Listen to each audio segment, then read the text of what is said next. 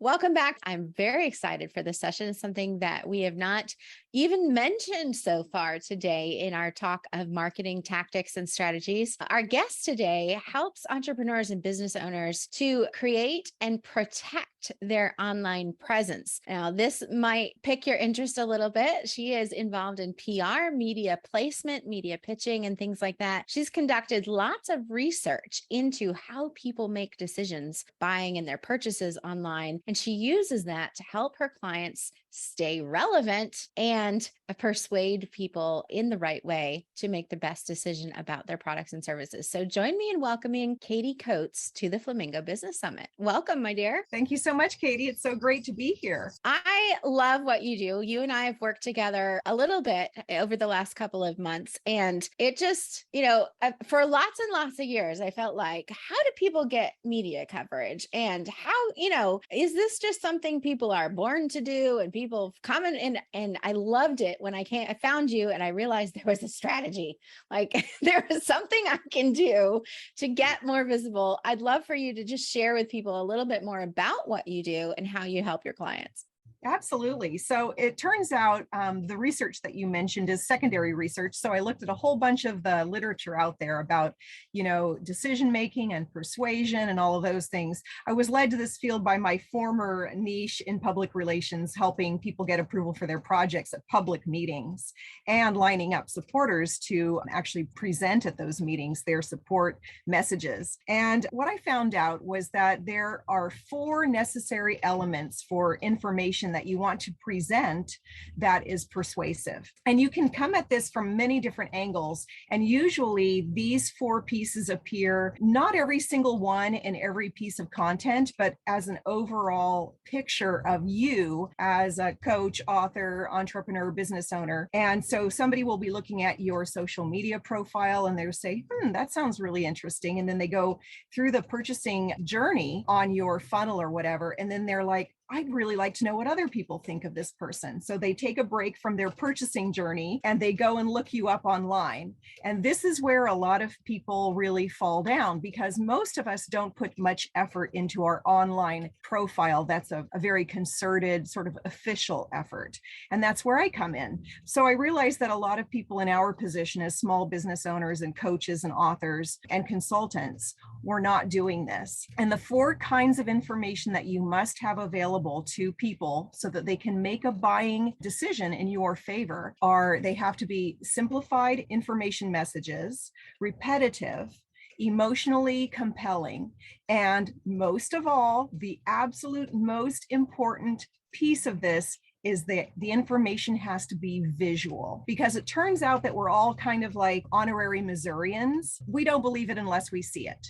Missouri's the show me state. So show me how you can help me. Show me the successes you've had. Show me that you have other clients in my kind of situation, and prove to me that you can help me. So I write content, I interview my clients and write the content for them. And then my team and I publish on the web every single month for each of our clients.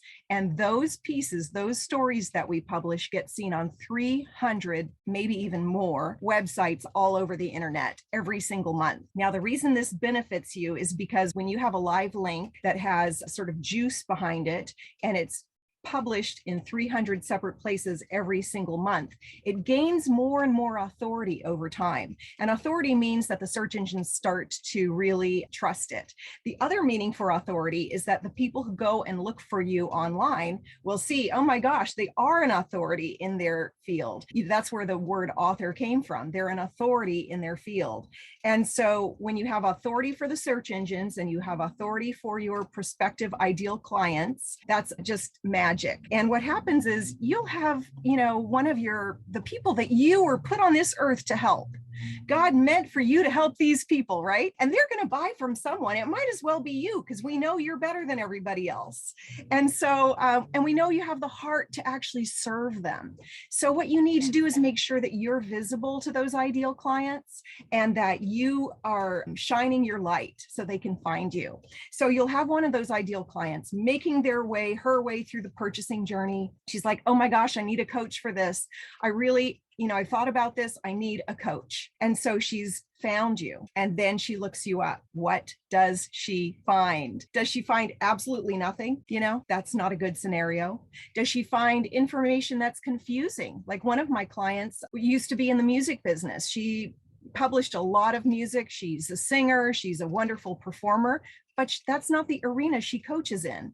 And so when people were looking her up before we started working together, they'd find her, but it wasn't as a coach, a business coach. So, Yeah. oh my gosh, what kind of information is this that I'm finding? That's not the right person, right? In my case, I'm a business coach, obviously, and a PR person. And I had written a book for real estate developers. That's my, one of my niches. And it turns out that there is a really, really well-known Katie Coates in the world. She's in England, and she had worked for years to get media coverage. And the reason she wanted media coverage is because she's an athlete and she wanted her sport to be featured as an official event in the Olympics.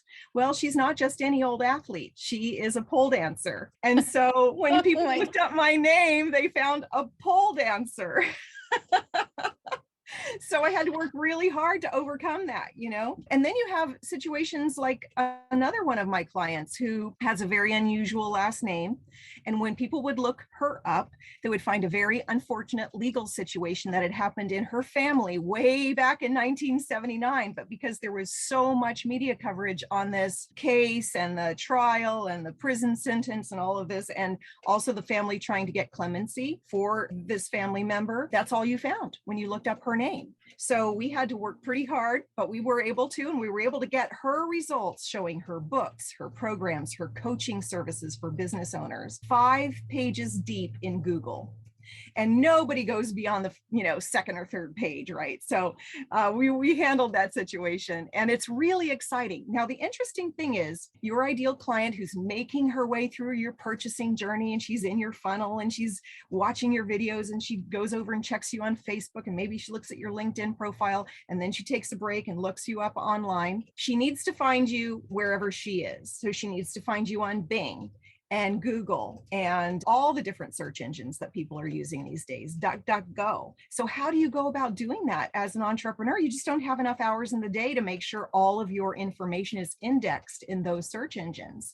So I was just going to say, how often do you need to go back through that list of different profiles and make sure they're all updated? Or does that even matter? Is it pulling from older stuff? It's a good idea to go back and make sure they're updated. But I find that if you're publishing regularly, like we do for our clients, and you're getting on 300 websites a month, that will be more likely to be indexed than the old information. So that keeps you current in a way. Now, people find you on LinkedIn with your old profile, obviously, but that's all of us have stuff that's a little anachronistic from our past. The success coach who used to be a realtor, the stay-at-home mom who now is a fitness coach, and people are forgiving about that. But if you have current information that is very visual, and they're going through your sales process, and then they take a break to go look at your online profile, and they find you, and they find what they're looking for. Oh yeah, testimonials from their previous clients. They actually offer the kind of program I'm looking for, and I can see that in these stories. They don't even necessarily click on the links in those stories because they've already got you open in another window in your sales funnel. They just look, oh my gosh, pages and pages about Katie Hornor. I'm going to go back to the sales funnel and hit that buy button because she is the real deal. And that's the kind of authority that you get from this online, promotional kind of material that gives your potential clients what they need to see. And you mentioned it's important to have those testimonials out there. Like for those of us who are like, well, I don't know if I could do 300, but I could do my best to do guest posting and different things, different places, and get out there a little bit. What are the kinds of things that we need to be doing? I mean, apart from hiring someone like you, like what are the things that we need to be cognizant of as we have these opportunities on our own to be able to put articles out or guest posts or podcast interviews and different things? What are some of the key things we need to be thinking about including either in in our interviews and things, or in our show notes? So one of the things that I do is I make sure that my personal website has a media page. I'd like to put some examples of the media I've gotten, whether it's a podcast interview, which is, media, it's a form of media, or a story that I was published in, or an interview that was done, or, definitely put some testimonials on your website on an appropriate page. And I'll tell you that media information, we kind of call that a media kit, or, that's the kind of public relations kit, publicity kit. In the old days, we used to send those out in physical format in folders to reporters and editors to pitch stories. These days, media outlets in an interview, they need a quote about something because they're working on a specific story that's in your market. And you can approach them with the quote that they are looking for, and then all the credentials that back you up as an authority in your subject. So they don't even have to, bother you. Most of the time, they don't even call you. They just say, hey, I'm using your quote. It's being published. And then after it's published, they say it was published here. Here's your link. And it's the kind of coverage that we can all get. And it's free. And it doesn't take that long, because it's not like pitching a real media story where you have to work with one of your local newspapers for 3 or 4 weeks before you ever get an interview, before they ever publish a story about you. And sometimes it can take months working with one media outlet to get one mention, which would provide you with one link, as opposed to publishing in an effective way using a service like mine, where you get 300 links in 1 month from one story. Yes, it's one story, but it's published in 300 different places all over the internet. And then every month is a different story that shores up the same messaging, because people like repetition and they like simplicity. They don't want to know that the coach they're going to hire also, maybe it is a semi-professional baker and makes muffins in their kitchen for a certain market, and on the side kind of they're a success coach. No, they want to be seen. They want to be seeing you as the success coach that you are, and that's who they want to hire. None of this muddying of your messaging. Now, if you want to make muffins for charity and donate them, and that's part of your messaging, that's fine, because that will add to your reputation. And I think that's a huge point, because so many of us do have so many talents. I mean, I know how to cook, and I know how to sew, and I know how to paint, and I know how to decorate, and I know how to bake stuff, and it can be so easy. Like, I want to show all of me. I want to show that I'm human. And so, like, oh yeah, I'll write a guest post for you on baking cupcakes for my daughter's birthday. Right. But it has nothing to do with what I'm doing. Or even in Facebook groups, somebody has a question about time management or something. Like, I know how to manage my time. Obviously, I run 2 companies up until last year, homeschooling 5 kids, plus all the things we're doing, right? Like, I know a thing or two about that, but it's not what I want to get paid for. It's not what I want clients for. So it doesn't make sense for me to jump in, even in a Facebook group, and answer that kind of question, even though I know it, because that's not what I want to be seen as. That's right. And you want to be known for a specific thing. And so all of your messaging needs to sort of support that. And, that old aphorism, if you're not known for one thing, you're not known for anything, right? So in my case, I'm the media placement PR lady. That's what I help my clients with. I can do other things, and I actually help my existing clients with other things, but that's not what I publicize. You have to concentrate on that one thing, that one little thing, that you want to publicize and be known for. Absolutely. Love it. Love it. And as we're building these online profiles, I know there's different things that carry more weight perhaps than others. If you've been quoted in certain places or certain media outlets, it's great to have those like on your email signature or highlighted on your website somewhere, right? Even if it's not the media page, but sometimes even on your homepage, having those highlighted. What other tips do you have for folks about being able to then highlight those places or continue to use that in their promotion and their marketing? So certainly every time that you're featured anywhere, whether, as a speaker or as an interview, or you have a quote appear somewhere, or, you take one of the stories that's published about you through my platform, and you put that on your social media profiles, you post about it, and then people will see it. Oh my gosh, I didn't know you did that. And then that's how you build your reputation over time, because we know you're excellent at what you do. You have clients, you're doing good work. and you just need to make sure that everybody else knows about it, right? So that's, that's called enlargement. You're just taking that one piece of content.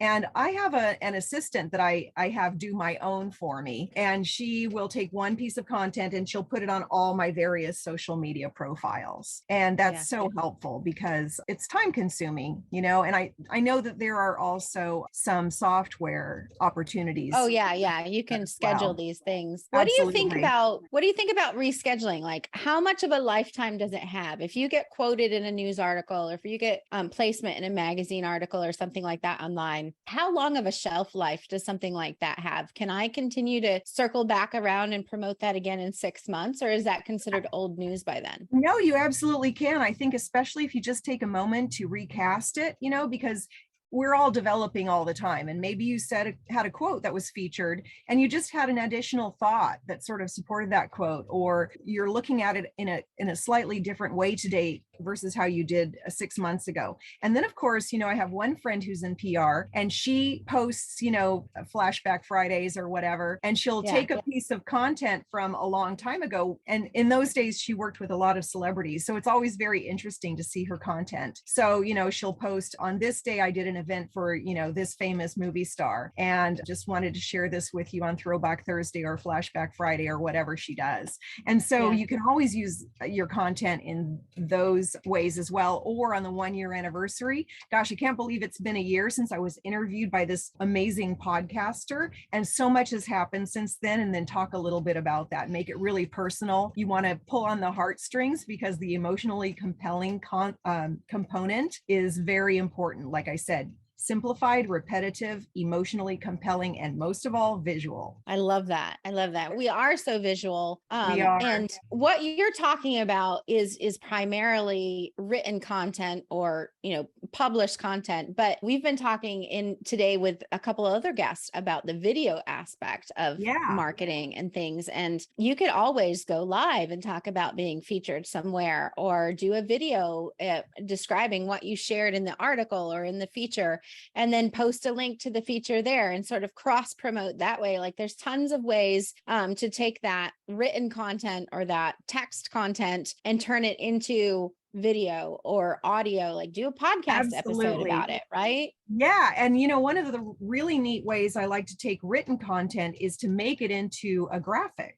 So all the written content that I publish has some sort of graphic, whether it's the company logo or the photo of the author or consultant included in the published piece. And so you can take a screenshot of that, lay it out in Canva, make the headline bigger, feature the title of the outlet that published it, and then publish that as a picture. And so that's another visual component that I believe we all should be using all the time. We should make all of our content as visual as possible. Love it. So much goodness from you, Katie, in such a short time. Thank you so much for being with us today, Katie. I really appreciate you and your knowledge. Oh, thanks, Katie. That was such an honor. I really appreciate the opportunity to meet everybody and share what I have to offer.